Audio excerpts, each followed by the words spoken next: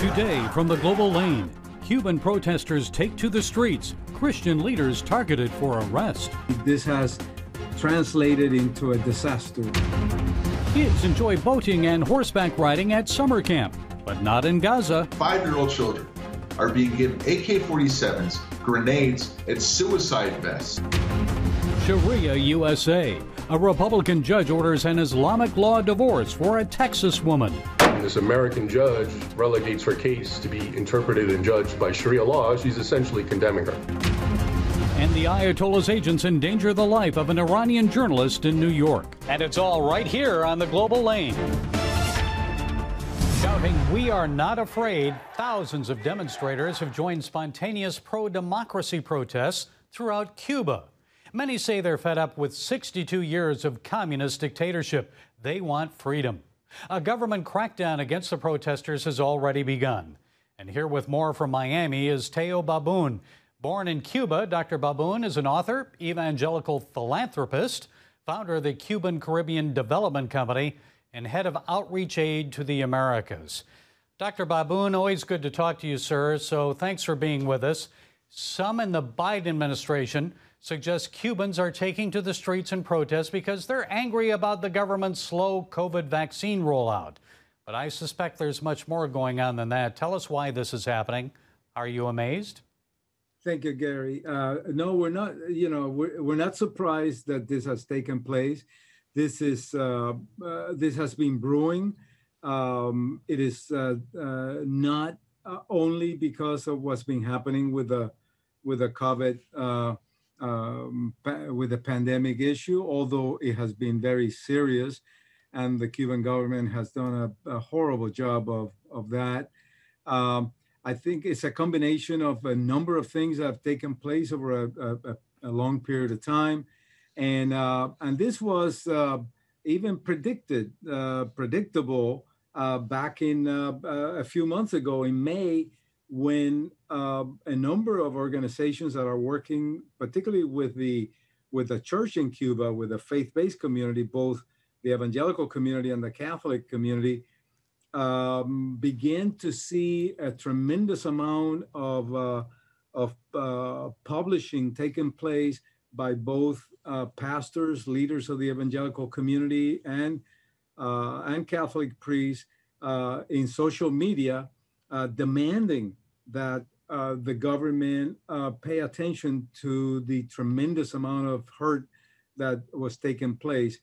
In top of that, the church leaders had been very vocal in the last year and a half on a change in the Constitution, which in effect curtail the amount of freedom of religion and other freedoms such as freedom of expression and freedom of education, which were being trampled by the government through a new constitution. The government has shut down internet communication now in and out of Cuba. And your senior senator there in Florida, Marco Rubio, says the government is already sending out shock troops to crack down on the protesters. That order comes with the direction of President Diaz-Canel, who says these are counter-revolutionaries being directed through social media by Cuban-American mafia propagandists. I guess that's what you are. So we know troops are assaulting demonstrators with batons. Are they using live fire against the protesters? What have you learned about the crackdown? Well, unfortunately for us, the faith community, this has translated into a disaster. We are now monitoring two Baptist pastors in Matanzas, Pastor Blanco and Sierra in Matanzas, who were just apprehended. Also, Pastor Perez in Camagüey, who has been apprehended. Those are Baptists.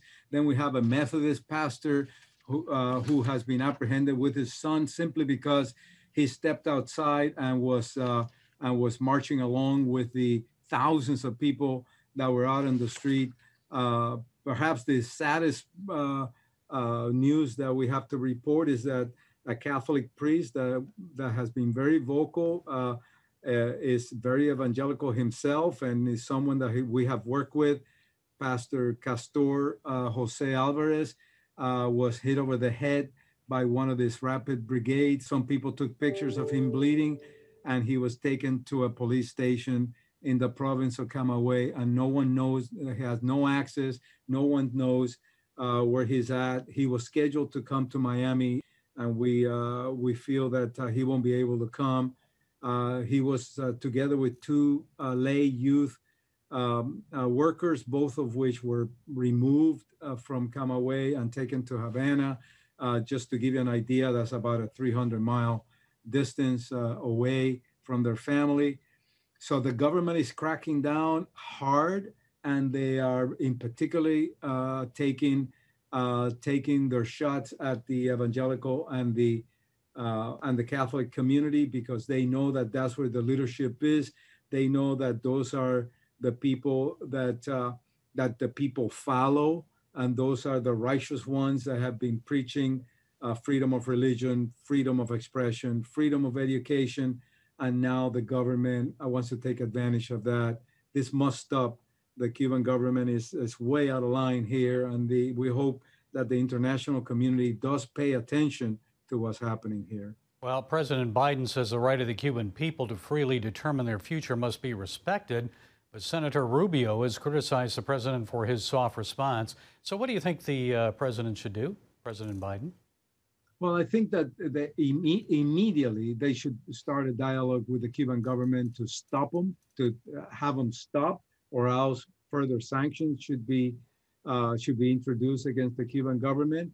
And I think beyond that, the Cuban government should be, the U.S. should demand that if the Cuban government wants to receive humanitarian assistance and continue the free flow of trade with the United States, that they need to stop these apprehensions, these illegal arrests that are taking place against pastors and others. And then we should perhaps provide humanitarian assistance to be distributed by the churches to the people without any intervention by the Cuban government. That should be a condition of us sending humanitarian assistance to Cuba. Okay, Dr. Teo Baboon, author, founder of the Cuba Caribbean Development Company, and head of Outreach Aid to the Americas. Thank you for taking the time to bring us up to date on developments in Cuba. Thank you, Gary.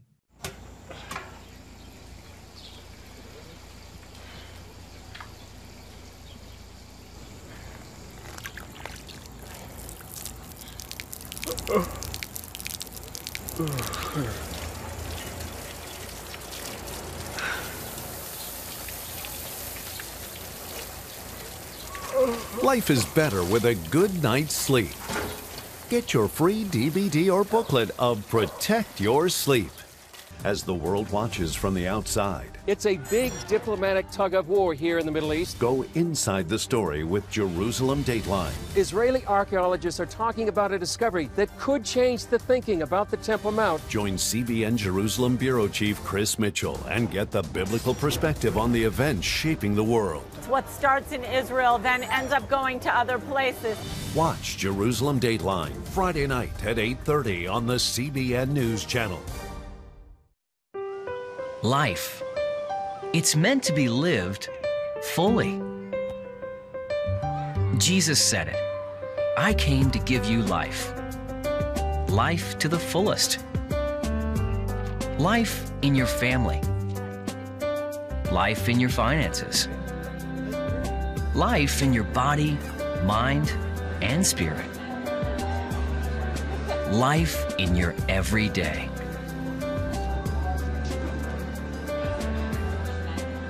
At CBN.com, we're taking what Jesus said seriously. We're here to help you discover life. Life. Live it fully.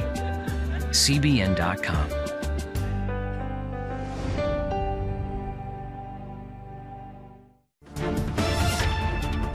Peace often comes with a price. Sometimes it's war and death. Other times it requires economic investment.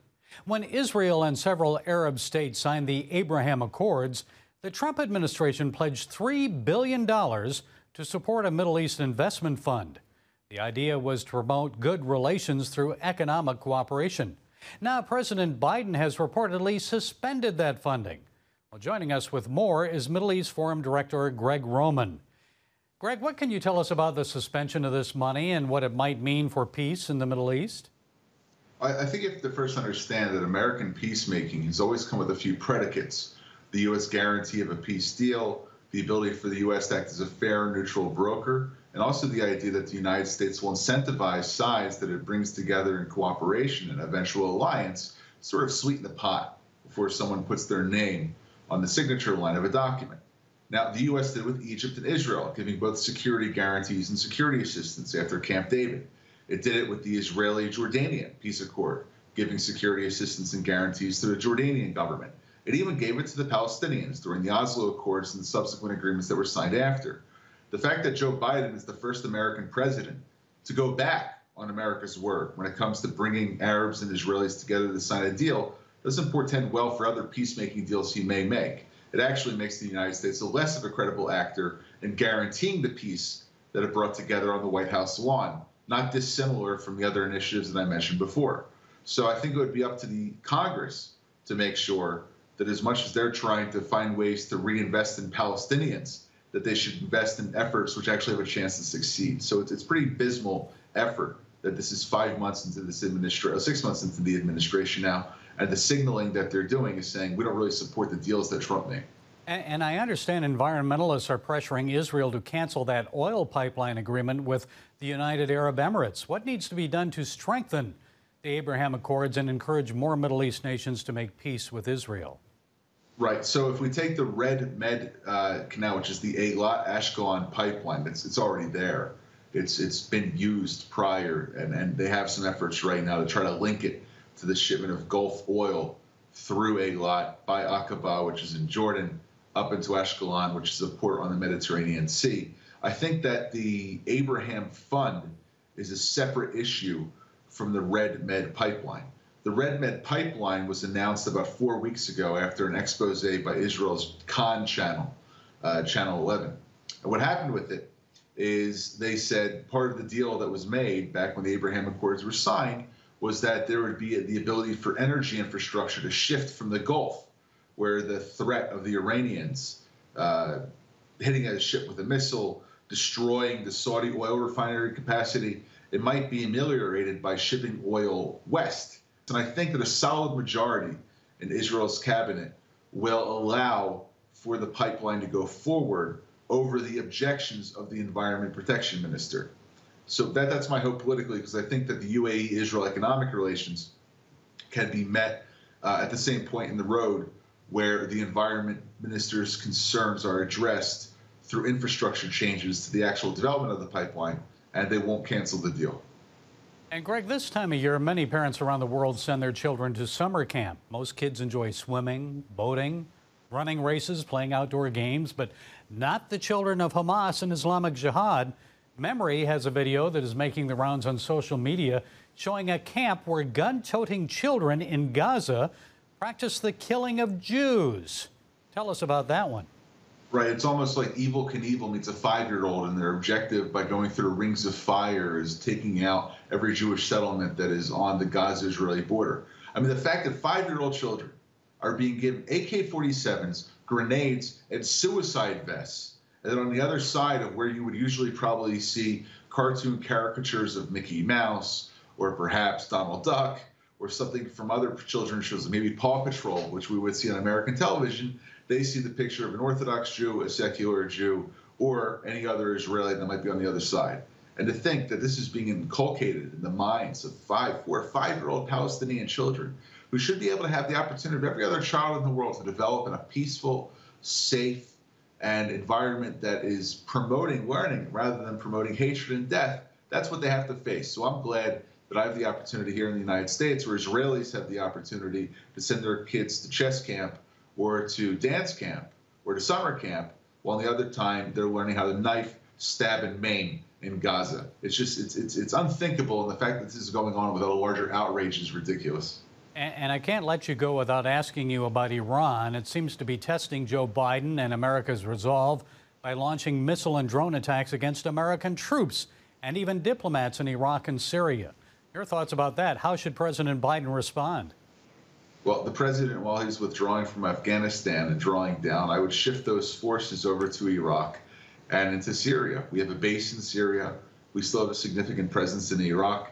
And the fact that the president got the backbone last week to strike back at Iranian-linked bases in Syria and Iraq is, I hope, the first of many such reprisal attacks if the Iranians and their surrogates continue launching attacks against American forces, American contractors, and American civilians trying to make Iraq a better place. Okay, Greg Roman, director of the Middle East Forum, thanks for sharing your insights with us. Thank you, Gary. Daddy? Yeah, buddy? How many nickels are in a dollar? There are 20 nickels in a dollar. How do birds fly? Does milk really make my bones stronger? Yeah. Daddy, when we die, will we go to heaven? Do you have the answer to life's biggest question? Call the 700 Club. We'll help you find answers to the important questions life brings your way. Watch breaking news, in-depth exclusive stories and programs from health to entertainment you won't find anywhere else. The CBN News Channel, a perspective you can trust. Enjoy credible news reporting from around the world. Discover inspiring programs and stories of hope, all in one place from a Christian perspective. The CBN News Channel, a perspective you can trust. To watch the CBN News Channel, download the app or visit cbnnewschannel.com. Hello, I'm Dr. David Perlmutter, board-certified neurologist and #1 New York Times best-selling author. Wouldn't it be great to boost your energy, eliminate brain fog, and even reverse brain disease? Well, you can, and I'm going to show you how, along with some of the world's most well-respected brain experts in this DVD, Protect Your Brain. Get Protect Your Brain, a free DVD only from the Christian Broadcasting Network, featuring experts on the cutting edge of neuroscience and brain health. No matter how many times you've failed in the past, you really can do this. In Protect Your Brain, you'll discover simple strategies to keep your brain young and healthy. Improve your memory. Discover the gut-brain connection. In Protect Your Brain, get your free copy at cbn.com or call 1-800-700-7000. If you want to improve the quality of your life, get the DVD Protect Your Brain and get it today. Islamic Sharia law coming to the USA? It's already here in the Lone Star State. Yes, Texas. A Collin County District Judge recently ordered that Maryam Ayad's divorce case be sent to mediation by an Islamic panel. As Ayad says, the ruling violates her constitutional rights as a U.S. citizen. She's appealing that decision. Here to discuss the case and the consequences of Sharia law in the USA is Raymond Ibrahim. Mr. Ibrahim is an author and columnist specializing in Middle East history and Islam. His most recent book is Sword and Scimitar, 14 Centuries of War Between Islam and the West. Congratulations, Ray. I understand your book has just been translated and published into French, L'Épée et le Cimetière. So, congratulations, yes, may we? It has. Thank you. That's good. It's it's reaching its intended audience outside of English-speaking areas. Well, that's good. So, Maryam Ayad, she says she didn't know that what she was signing when her husband required her to sign a prenup. So, I'm assuming you believe her because of the way many women are treated under Islam. Yeah, I actually would be inclined to. I'd be inclined to believe her more than in other circumstances and in other situations for the reasons that you mentioned, because women are habitually misused and easily and often lied to. In fact, Muhammad himself, in one of the canonical hadiths, or basically his sayings and words and deeds, said that lying is permissible in 3 circumstances, and one of them is to your wife. So that's actually part of the Islamic worldview. So I believe that it makes sense that she got probably a big document, and I think the actual argument is that she thought it was a duplicate that she was signing, so she didn't maybe see the stipulation about Sharia. So that's logical, and I would be inclined to believe her. And, you know, I don't recall any previous case in the USA where a judge sent a dispute between Muslims to an Islamic tribunal, especially in Texas, of all places. So does this set a precedent, Ray? What are the consequences for people here in the United States? Well, it does set a precedent. It's actually shocking, and but it's one in a piece with what we're seeing everywhere, which is this large retreat from the Judeo-Christian mores and worldview, cultural values, which are enshrined in the Constitution, and the people who are most charged with guarding it and protecting it, judges, are here. They are now retreating from it, abandoning it, throwing it to the bus in favor of anything and everything other than that. I think you'd agree with me. We see that in a lot of different circumstances and situations outside of this particular one, where anyone who's not part of the Western Christian, Judeo-Christian framework, is his ways, his cultural norms take precedence, including here on U.S. soil. And to underscore this, the audience should understand what Sharia law is. Sharia is really the antithesis of the Western worldview. It's draconian. It's fundamentally based on the words and teachings of the Quran, which are believed to be from Allah, and the words and teachings of Muhammad, the Prophet of Islam.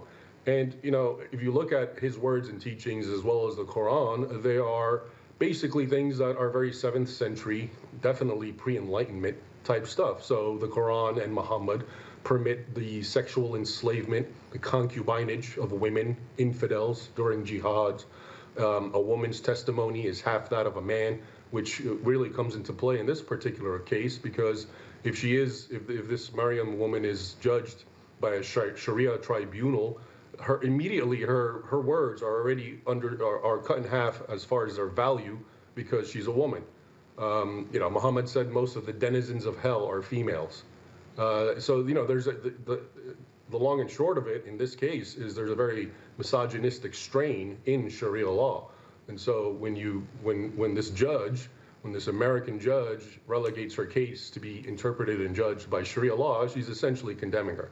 And a lot of liberals are saying, where's equity? We're fighting for equity in America. Well, where's the equity in that if a woman's testimony is only half that of a man's? So how likely is it, do you think, Raymond, that we'll eventually see a Sharia court established here in the USA? Well, there's elements of that, not necessarily in the USA, but in Western nations, in the UK. You have elements of that already, and so it wouldn't be shocking to see that also coming eventually into the United States. And this particular case is, in many ways, sets a sort of precedent. Again, it favors Sharia law. And they say it has no effect on non-Muslims, but I'm assuming you know otherwise. Tell us about that. Well, sure. Again, Sharia law, which is Islamic law, is just as it's inherently misogynistic, it's also inherently anti-infidel. And so if you're infidel just means a non-Muslim.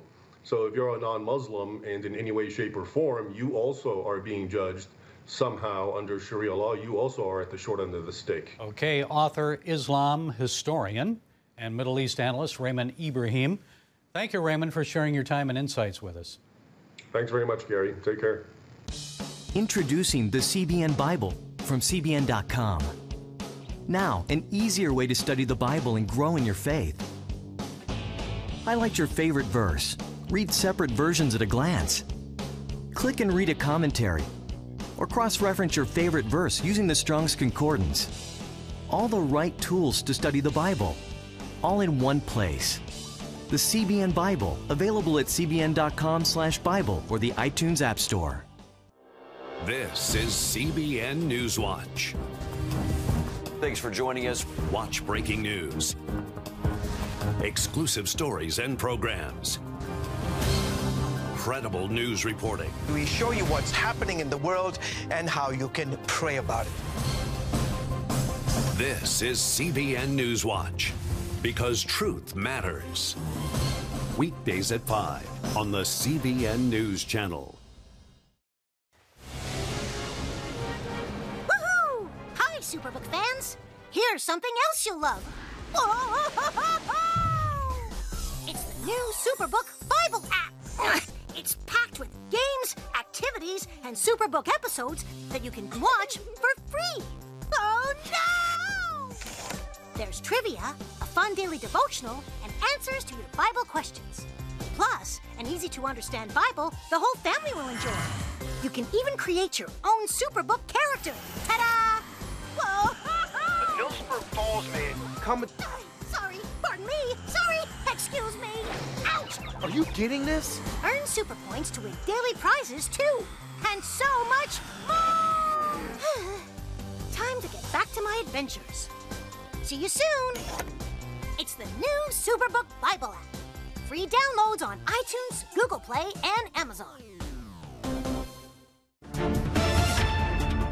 As the United States pursues a revised nuclear deal with Iran, the Islamic Republic is stepping up attacks on Americans in the Middle East and Iranians right here in the USA. 1 week ago, Iranian-backed militants fired missiles on a U.S. airbase in western Iraq and 2 Katyusha rockets near the U.S. Embassy in Baghdad's Green Zone. Those actions came after U.S. airstrikes took out Iranian-backed militia bases in Iraq and Syria. It's just the latest in the low-intensity, indirect war between the United States and Iran. Politicians in Europe and in Washington insist the Ayatollah's aggressive actions would only subside if the U.S. would lift sanctions against Iran and re-enter the nuclear deal. But guess what? The attacks won't stop. Iran's determined to dominate the Middle East by spreading violence and terror to the region and to anyone who opposes the regime. Outgoing Iranian President Hassan Rouhani now says his country is capable of enriching uranium to 90%. That's weapons grade. Whatever happened to the regime's commitment to limit enrichment efforts to peaceful nuclear-powered purposes? I never believed that promise, did you? Another Iranian attempt to launch a satellite into space recently failed. One day, soon, they won't fail. Then what? Folks, if they succeed at sending a satellite into space, it won't be long before they can actually launch a nuclear missile against Israel or the United States. Meanwhile, an Iranian activist living in New York, journalist Masih Alinejad, says the FBI claims Iranian agents are plotting to kidnap her. I have an amazing garden, beautiful sunflowers, and the FBI told me that they got photos of you in your garden, the intelligence service.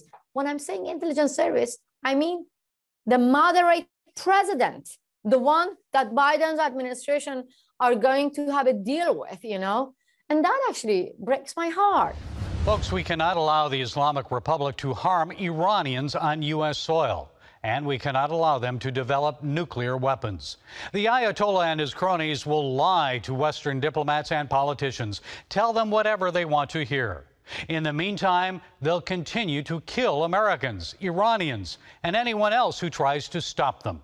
Sanctions or no sanctions, new nuclear deal or not, they will proceed with plans to force their brand of Islam on the Middle East and the world.